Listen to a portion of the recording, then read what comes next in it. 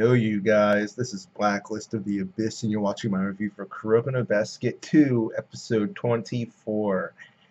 And this one starts off with Tepe. He wants to play in the last minute or two of the game, and he pretty much asks Rico for help, so they leave and go to the back in the training room, which is a scene that we get later on in the episode.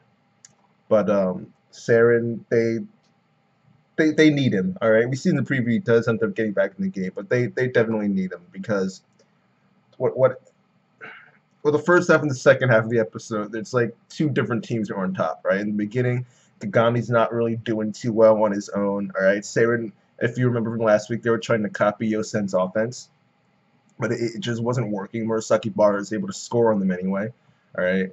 And then the next time that Yosen is on offense, they give the ball to Tatsuya, and he gets by Kagami. All right, so it's Kagami's just not doing too well. All right, and well, to be fair, Kuroko almost stole the ball from him, but Murasaki Bar was able to alert him, and they were able to not get the ball stolen. All right, and Kagami he got back, tried to block him again, but the Mirage shot, he blocked it. Now this was. The Mirage shot. Oh, the Mirage shot. This was interesting because Kagami he figured out how the Mirage shot works. He just randomly figured it out. I guess after seeing it enough times, it's hard not to see it. But what Tatsuya does is he shoots the ball up in the air. Well, he starts to jump and he shoots the ball up in the air. Then he jumps. Then when he actually does jump, he catches the ball and then shoots it again. The way it was explained, it was kind of different than what I just said. The way it was explained was that he jumps, and when he's at the height of his jump, that's when he shoots. Then he catches the ball, and then he shoots again when he's starting to go down. But he fake shoots it pretty much. Essentially, that's what he does. He fake shoots it. I don't actually have a ball to like actually demonstrate, but he like. All right, my cell phone. All right, he has the ball. All right, he shoots the ball like this.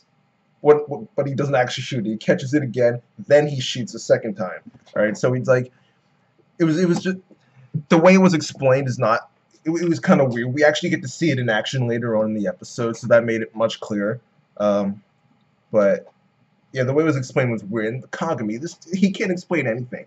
He made it. It sounds so freaking supernatural and made no sense. He said, Tatsuya, since he's so skilled, when he does the first fake shot, the first fake release, he makes the air glimmer. And the glimmer hides the second shot, so you can't see it when it actually gets released. I'm like, wait, what? What are you talking about, man? That's not what happened at all. All right, that was just weird. Kagami needs to just stop trying to explain things. He just can't do it. He just can't do it. He makes the air glimmer and it hides the shot. What does this do? That was crazy, all right? Tatsuya is not that OP. He can't make the air glimmer, all right? But whatever, all right? He gets the ball off and he makes the shot, all right? He can switch back and forth between releasing it the first time or releasing it the second time, so he can observe how his opponent jumps and then shoot on whichever release is best.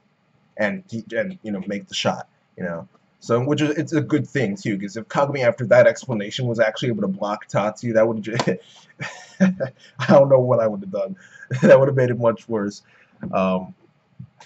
And because of Tatsuya being able to score like that, because of Murasaki Bar being able to score, Saren really they start to fall apart, and Kagami starts thinking, I have to enter the zone. I have to enter the zone. If I enter the zone, then we can win. But we learn from Almine that if he keeps thinking like that, he'll never enter the zone. And Almine's explanation actually made perfect sense. I really liked this explanation that he gave.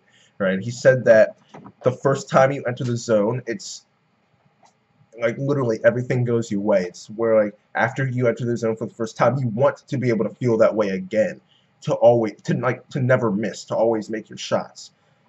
And that second time you're trying to enter the zone, you have those thoughts of wanting to enter the zone, all right? But in order to enter the zone, you can't have thoughts like that. You have to be focused. You need to be focused on the game And if you're thinking about wanting to enter the zone, you aren't focused, and those extra thoughts prevent you from entering the zone. Right? So I like that explanation. What I didn't like is the fact that Kisei came down and started giving Kagami advice in the middle of the game. I'm like, what? Like, delay of game much? I mean, seriously, like these dudes were literally having a conversation in the middle of a game with a guy who wasn't even a part of the game. Is that how basketball is done in Japan? Like, uh, I've never seen that before. These dudes were literally having a conversation with someone in the middle of a game, and that guy wasn't even a part of the game. Yeah, man.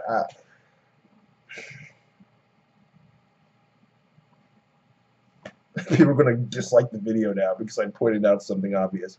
Right? But go on, that made no freaking sense. Right? The refs should have. Well, the refs pretty much don't exist, so they pretty much never do anything. I think they've been relevant like what, twice in this game so far. Like the refs don't do anything, so I shouldn't be surprised that that penalty wasn't called. But whatever. Kisei gives Kagami that advice, and after that, Saren starts to come back.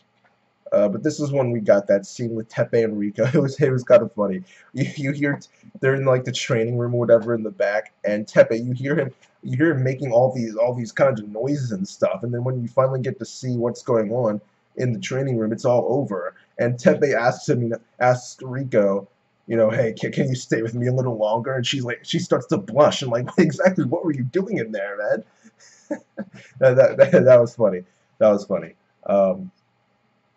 But yeah, Teppei, he's doing whatever it takes to be able to get back in the game and play. So that's good. And like I said before, we saw in the preview that he does in fact get back in the game. So yeah.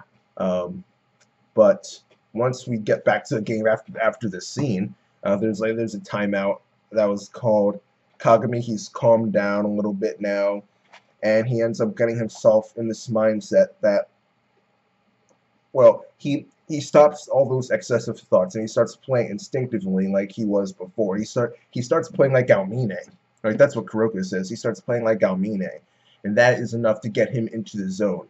Right? He blocks Murasaki Bara, and he just starts dominating everything. All right, Tatsuya tried to show that Yosen, you don't count us out just because you're in the zone. We can still win, and he was doing a pretty good job too. Easily, he got by Isuki and Kuroko and Hyuga, and he tried to do a mirage shot on Kagami, but it didn't work. Kagami just jumped up and blocked it because he jumped so high that for both the first release and second release, Tatsuya still wouldn't have been able to get the shot off. He tried, but Kagami was still so high up there, he just blocked it.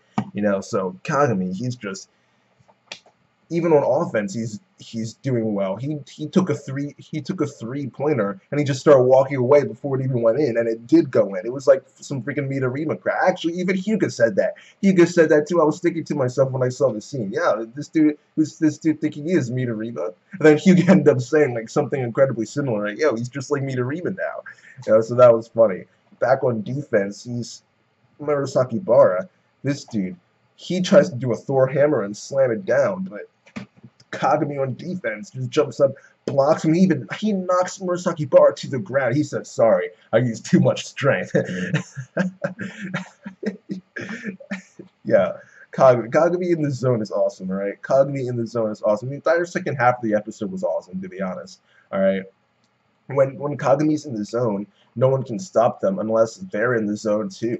All right, and we hear from Almine and Kisei that Murasaki Bara, he can't enter the zone. He just can't, because in order to enter the zone, you have to stake everything on that game. You have to stake everything on winning.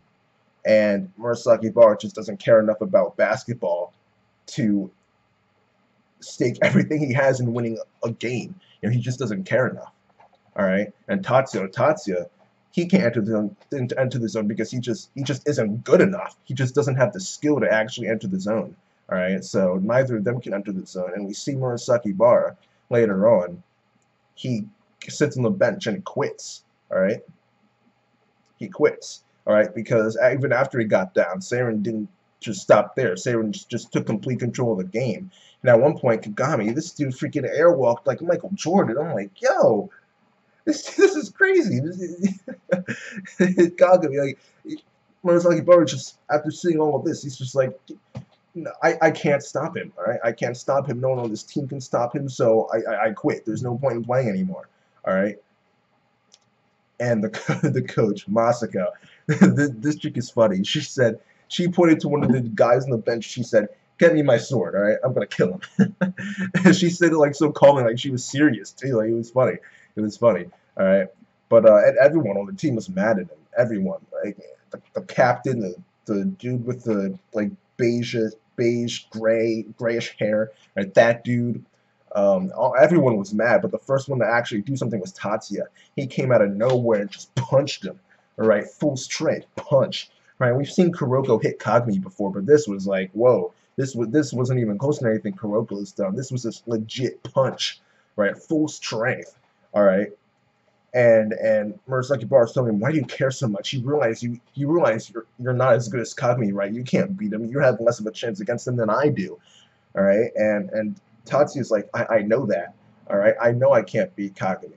I wish I had the skill to be on his level, but I don't. You, on the other hand, do. You have the skill that I've been wishing for all this time. So I can't stand the thought of someone like you with a gift like that throwing the game away and not even trying to use that gift. All right. So I really like this scene. Tatsuya, he even started to cry at once, and I'm not the type of guy who likes like feelings crap in shonen, but this was actually done well, so I actually liked it. Right, this was legitimately done well, so I just didn't have a problem with it. And Murasaki Bar, apparently he liked it too, because he saw that and he just realized how much this game meant to Tatsuya and probably the rest of the team too, and he got up and he got serious about winning. All right, he got serious about winning. All right, and that's how the episode ends. He gets a hair tie, he ties his hair back, he gets serious about winning. All right, and it was epic. I loved that half the episode. And all I'll say about next episode will be the finale of the game. There's only like a couple minutes left, and I'm pretty sure there's only one episode left. I'm pretty sure. Oh, well, maybe there's two. Maybe there's two. Yeah, it's probably one or two episodes. It doesn't really matter though, because very soon, something's going to happen. And I won't spoil exactly what it is, but what I will say is that Murasaki Bar, he looks like he wants to win now. And he said in the preview, I hate losing more than anything. So that's all I'll say, all right? That's all I'll say, all right? I won't legit spoil anything, but you have to figure the rest out on your own, all right? But next week should be just as good as this week, if not better. Like I said, I thought the second half of the episode was awesome. The first half wasn't as good. It was cool, I guess, but, I mean, it just didn't compare to the last half of the episode. So I'll give the episode overall an 8.5 out of 10. Or actually, no, I'll give it a 9. I'll give it a 9 out of 10. Because that second half is just awesome. Alright, so yeah. This episode gets a 9 out of 10. Rate, comment, subscribe, and I'll see you guys next time.